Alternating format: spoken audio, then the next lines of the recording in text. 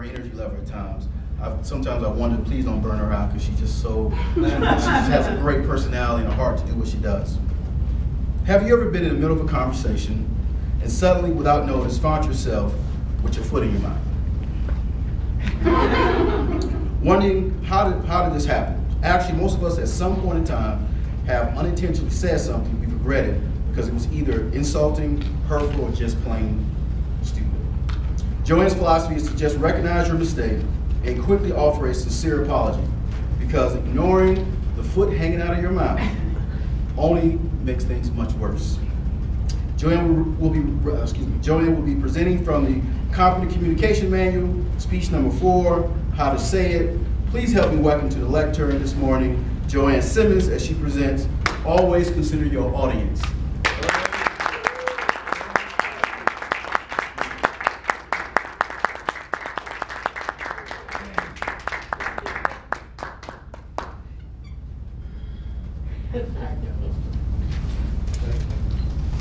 I was a slim 29-year-old.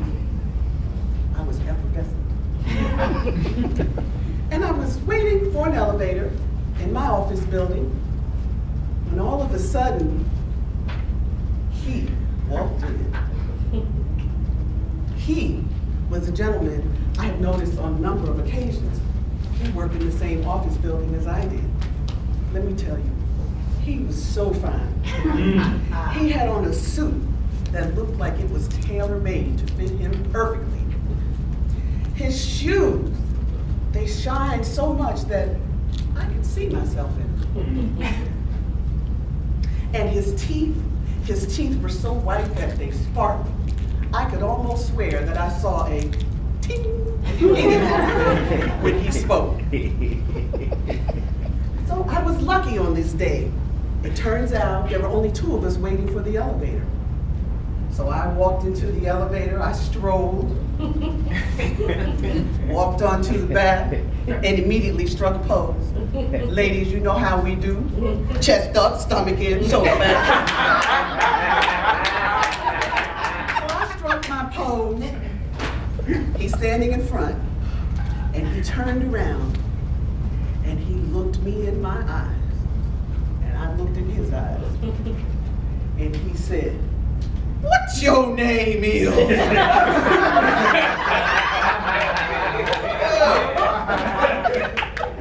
I said, "Janet."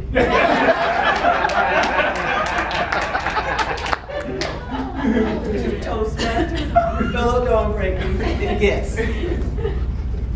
Words are very powerful.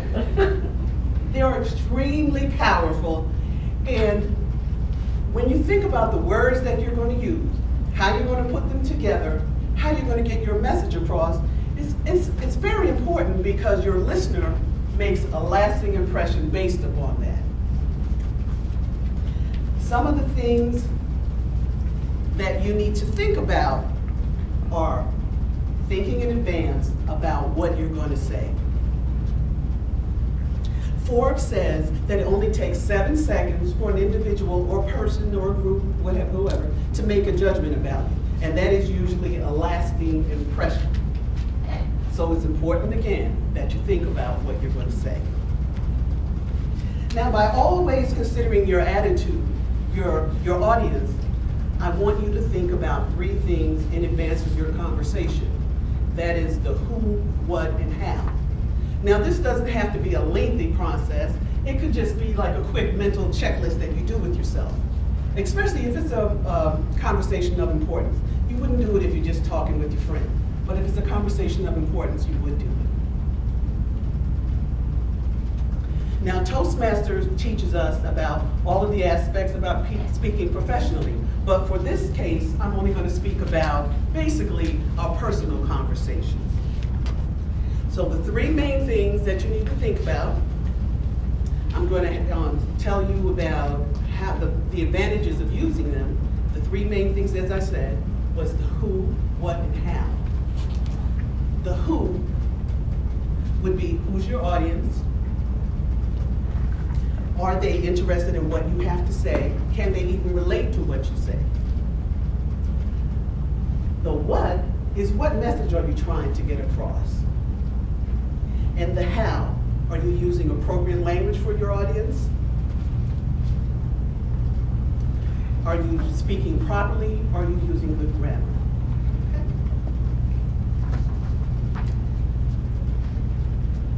So to give you an example, let me tell you about a situation in terms of the who. Again, it's important you talk about, you're thinking about who you're talking to. I recently met a gentleman at an event, and he asked me one question, and that was, what was my occupation? Well, he only gave me a hot minute to answer, because before I could finish answering just about, he started talking about what he did. He started going into great detail, telling me every single detail about being a technical writer, okay? So he goes on and on and on, till eventually I had to excuse myself. Now the problem with this is that he had not considered his audience. Probably under different circumstances I wouldn't have minded listening, but in this situation, I really didn't. The next thing was the what. What message are you saying? Could you possibly be offensive?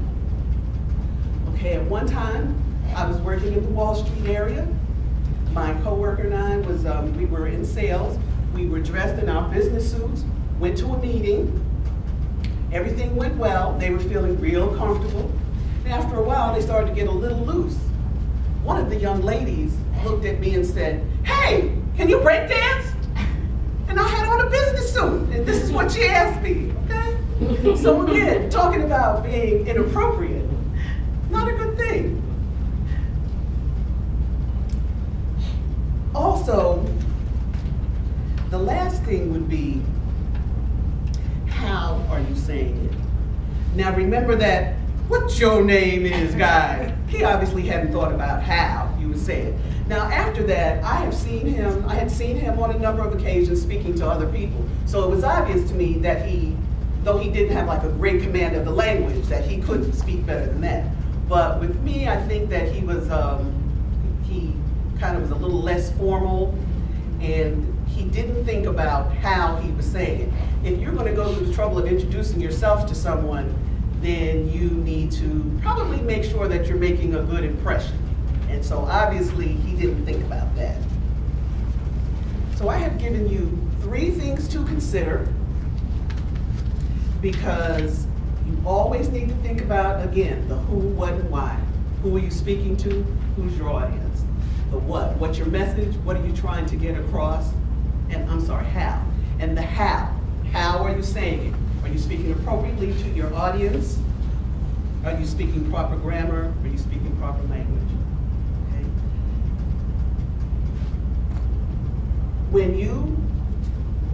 Are you speaking proper language? Before you speak, before you have a conversation, you should run these through your mind, because it's important for you to think about what your conversations are saying about you. Therefore, it's always vitally important that you always consider your audience.